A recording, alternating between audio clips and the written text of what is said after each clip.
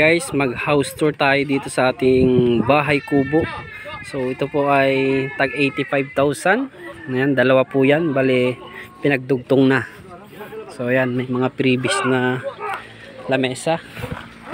So ganyan po siya. Ayan, makikita nyo dito sa loob is pawid. Ayan o, halika mag house tour ka. Nabibidyoan kita. Ayan, ito yung loob niya ha.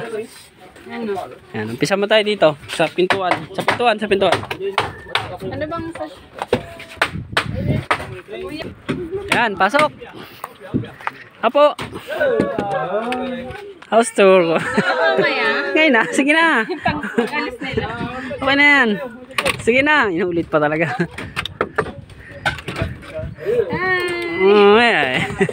Oh, sige na. house tour tayo, guys. Bahay kubo house tour, yan. So, dalawang kubo. Oh. Dalawang kubo po ito pinagdugtong. Ang size ng isang kubo is 8 by 12. Pero yung isa mas mahaba, 8 by 14.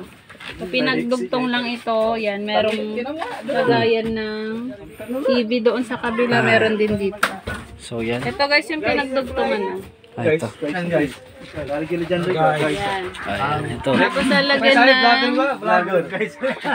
lalagyan pa ng bubong dyan sa taas. Guys, pinalagay namin pawid para mas malamig. Pero may yero yan sa sa labas. Pero sa kwarto, naka plywood. Pwede siyang lagyan ng mini aircon. Isang kubo. Kung gusto niyong lagyan. So, di tayo. So, meron siyang Meron na rin siyang na-installan na siya ng wirings. Hindi, sabihin mo, kung gusto niyo mag-order. And then, ito yung entrance natin. Ito yung exit door. Exit door. Okay. Dito ka. Sige.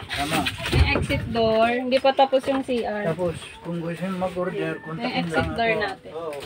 Papuntang CR. Ayan, ito. Pero Ito hindi yung pa likod tapos niya. yung CR. Ayan. Tapos, ipatingin yung loob. Ito yung loob natin. Sige. Pasok. Kaya Kwarto. nagpalagay kami ng space dun sa ilalim. Lagayan ng mga dami. Dito rin sa kabila. Then may ano na siya. May bed Higaan siya sa sa taas. taas. Tapos, naka-sliding door din siya dito. Sa taas, sa baba. Tapos, Then lagayan dito ng sa aircon. kabila. May saksakan na din. Okay. Ayos na. Ito meron din lagayan ng gamit sa ilalim. Sa ilalim nito. Tabi-tabi. Tingin.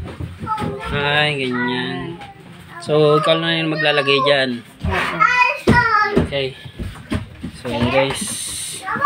Ni-install na. Pinagdudugtong na po yung dalawang Sa labas, i-video mo sa labas yung paglagay nila. install na. Kung gusto niyo mag-order, kontakin lang ako. Ayan, para sa pinakagitna na ayos nila.